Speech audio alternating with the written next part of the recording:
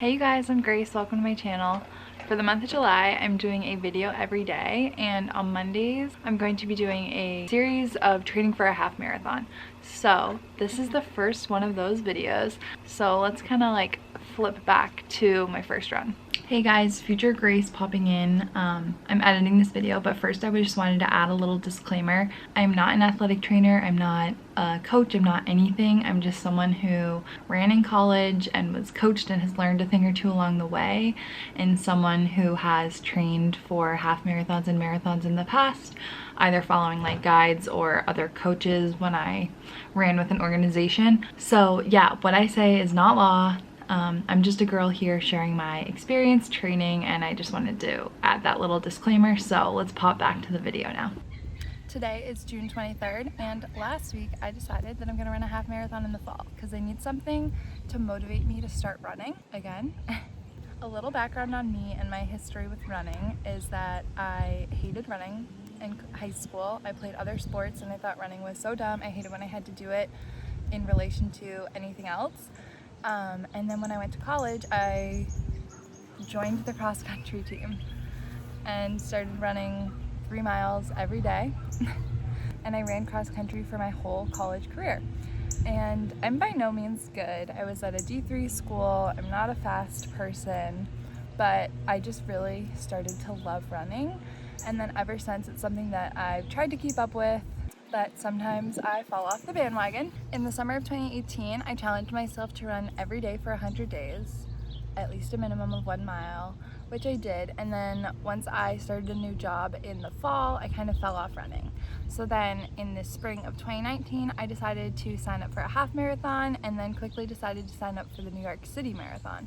So in 2019, I ran 2 half marathons and the New York City full marathon. Then in February 2020, I got really sick for about 3 weeks, and then I had pneumonia, and then there was a pandemic, and I kind of fell off the running bandwagon and only ran a handful of times. Then I got a puppy who needed all my attention, and here we are today, and I've barely run this year, and I really just wanted to get back into it and give myself something to work towards. So last week I decided that I was going to sign up for a half marathon in October, and right now I'm at about 15 and a half weeks to train, which is, you probably only need about 12 if you've been running or been active, but since I'm really starting from zero, I've run maybe 2 or 3 miles 5 times this year total. So I'm basically starting from zero, and I'm at a point where I can run about 1.5 miles to 2 miles comfortably with a little push. So I just wanted to bring you guys along and share my training journey with you, starting from zero to running a half marathon in October. So I could pretend that this is pre-running, but this is actually post-running. So now you can flash back to my first run of this whole training series. And I gotta say, the mental block of coming out and running for the first time is definitely harder than the running itself. So this is your push, your sign. Give yourself permission to go out there and run. You just gotta push through it.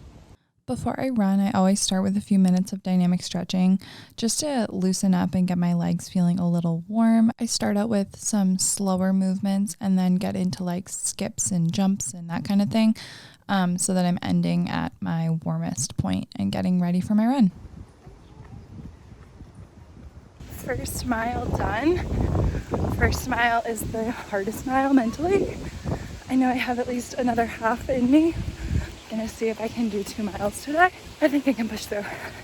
Just hit 1.5.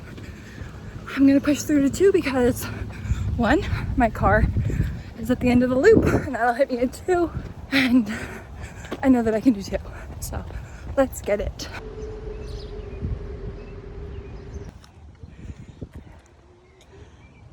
Whew, finished 2 miles. Not bad. The last mile was definitely tough. The last half mile especially. My knees are a little tight, but I think that's just what happens when you haven't run in months. But it feels good to be done. I feel very accomplished. After I run, I take a few minutes to do some static stretching, In the past, I have been known to be notorious for skipping this step, but I know how important it is to stretch and the difference that it makes in the process and like how I feel in the days after a run. So I'm definitely making sure to do that. Stretching is definitely one of those things that only takes a few minutes, but I'm really good about talking myself out of it. So I'm working on making sure to do it after each run.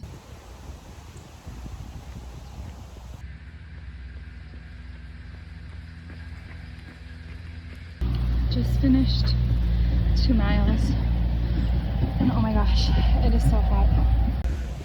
It is so humid, you guys.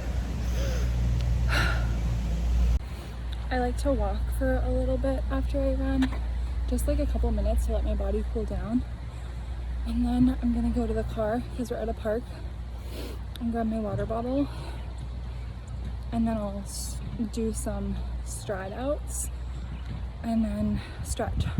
My understanding of stride outs from when I was in college is that it's like 100 meters or so where you're just sprinting and trying to perfect your form. And it's something that you would typically do after a long run. So even though this wasn't like a long run, it was my longer run for the week.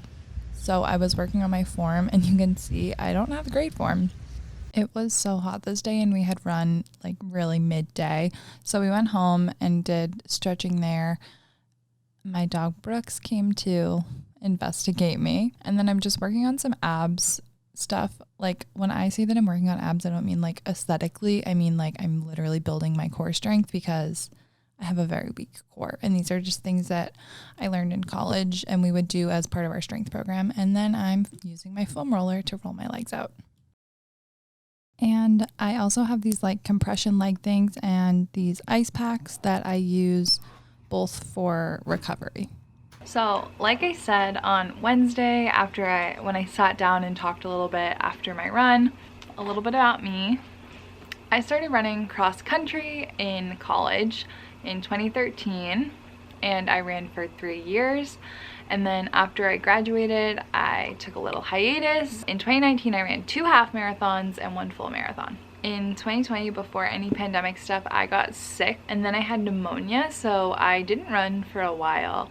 And I ran like 1 time in April, and then 1 time in May, and 1 time in June, and then never really stuck with it. And then I got my dog Brooks, and he was a puppy, so I spent a lot of time training him, and I worked a full-time job, and just all the things. Running was the last thing on my mind. And sometime in there I also stopped going to Orange Theory, so now I'm really getting back into it, and I wanted something to motivate myself, a goal to work towards, so I decided to do a half marathon in October, and I'm really starting from basically zero, and I just wanted to talk about that. If you're someone who's been wanting to run a half marathon, a 10K, a 5K, whatever it may be, I think that it's really important to know that like you can start from zero and you can do it. Well, I'm starting from what feels like zero for myself, because I can really only run 1.5 miles before I start to feel winded, which like as someone who ran 26 miles not even 2 years ago and was training for that and could run many miles like it was no issue, it feels like zero. But I know that there are people who feel like they can't even run a mile, which is fine.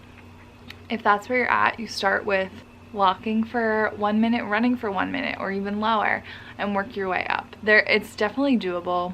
I started in 2013 and I could hardly run. I told the coach of the team that I was joining that I ran 5Ks all the time, no problem, but that was like a major lie. I'd run 1 5K in my life.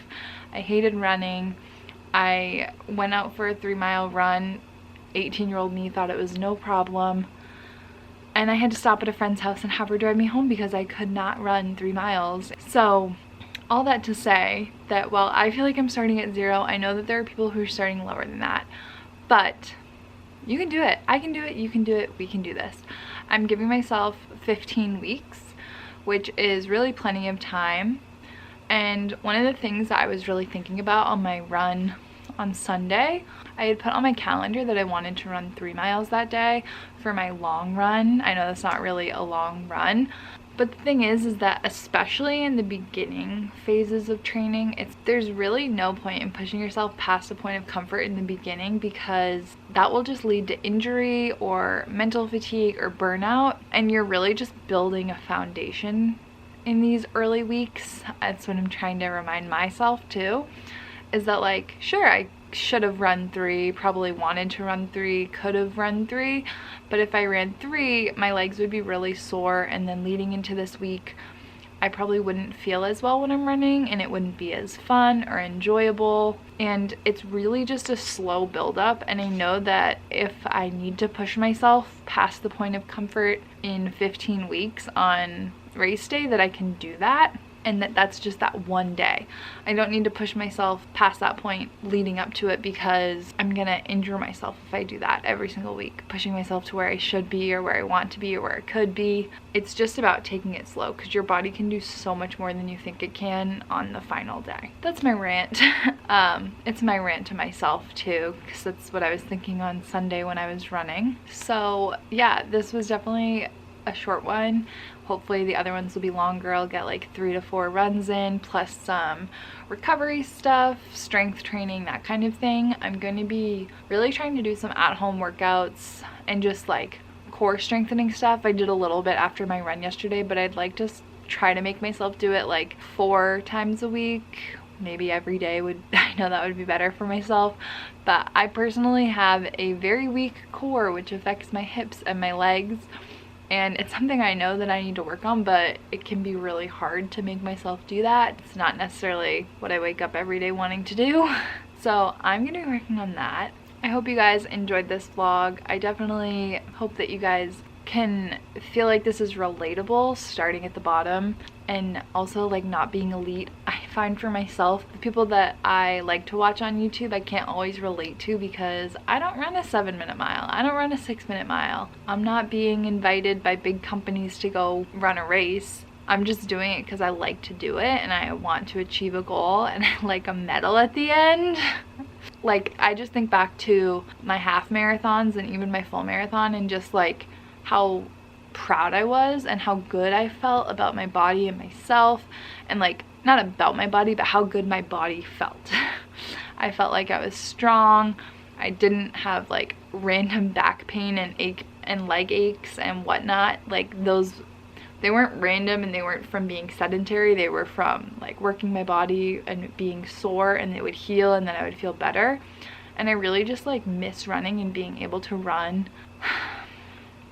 I'm running at a comfortable pace. That's all I'm aiming to do, is run at a comfortable pace, run long distances, have fun, accomplish some goals, you know? So I hope that this was an enjoyable vlog. I think that the ones in the coming weeks will be a little bit longer and a little bit more enjoyable. I really just wasn't trying to push myself this week, to be honest. We're just starting out, so thank you so much for watching. For the month of July, I'm posting a video every single day, so I hope you'll come back tomorrow to watch. And if you're a runner, let me know what goals you're working towards, or if you are thinking about running or have been wanting to running, I hope that you'll start. So yeah, if you like this video, be sure to give it a thumbs up. If you like my channel and the content that I'm creating, be sure to subscribe so you never miss out. I'm also really sorry. I think I've been staring at the viewfinder instead of the camera the whole time, so I apologize. But that's all for today. I'll see you guys next time. Thank you so much for watching. Bye.